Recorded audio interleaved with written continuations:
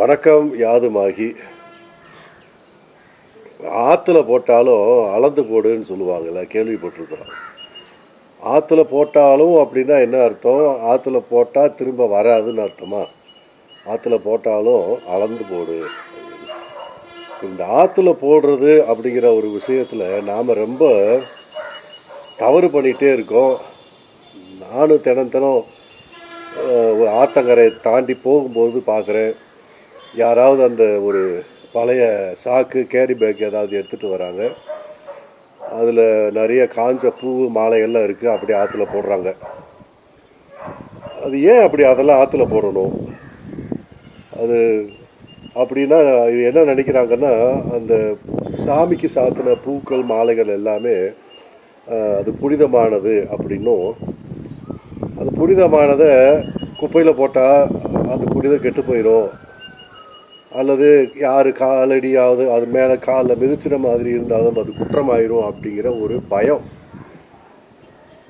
இந்த பிரபஞ்சத்தில் இந்த படைப்பு இயற்கை நமக்கு கடவுள் நம்மளை படைச்சது அப்படின்னு வச்சுக்கோங்க, அல்லது இயற்கையில் படைக்கப்பட்டதுன்னு வச்சுக்கோங்க. இங்கே புனிதமானது புனிதமற்றதுன்னு ஒன்று இல்லவே இல்லை. எனக்கு ஆகும் ஆகாது, உங்களுக்கு ஆகும் ஆகாதுங்கிறத தவிர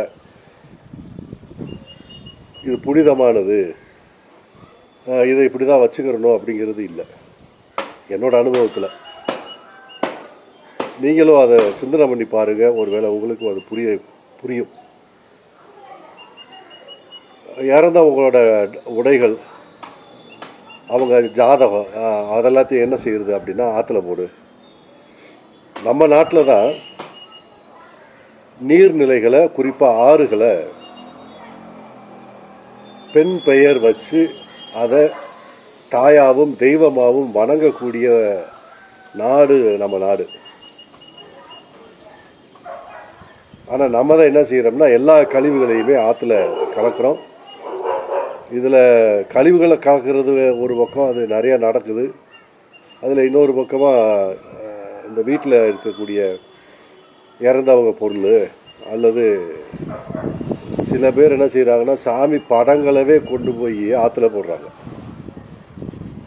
அதுக்கும் ஆற்றுல போட்டாச்சுன்னு சொன்னால் அதுக்கும் இவங்களுக்கும் ஒரு கடமையோ ஒரு கனெக்ஷனோ ஒரு பொறுப்போ அந்த இடத்துல அத்து போயிடுது அப்படின்னு நம்பிக்கிறாங்க. இது எல்லாத்துக்குமே காரணம் என்னென்னா, அடிப்படையில் மன பயம்.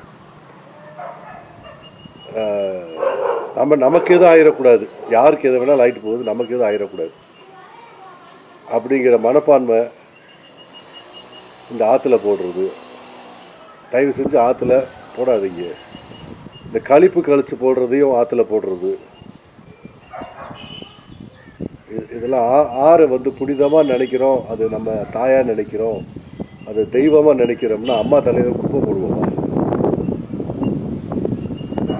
இப்போ என்ன செய்யலாம்?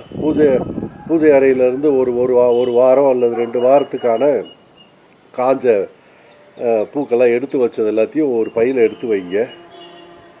அதை எடுத்துகிட்டு போய் காலடி படக்கூடாதுன்னு நீங்கள் நினச்சிங்கன்னு சொன்னால், ஏதாவது ஒரு பெரிய மரத்துக்கு பின்னாடி, அது என்ன மரமாக வேணாலும் இருக்கலாம், மரத்து வேறு பக்கத்தில் போட்டுருங்க. அது மக்கிரும், உரமாயிரும்.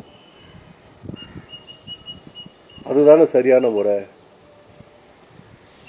நான் ரெகுலராக வரக்கூடிய குப்பை வாங்கிட்டு வரவங்க, அங்கே வண்டியில் வாங்குவாங்க இல்லையா, அவங்களுக்கே நான் பேக் பண்ணி கையில் கொடுத்துருவேன். குப்பையில் தான் நான் போடுறேன். குப்பையில் போடுறதுனால தவறு இல்லை.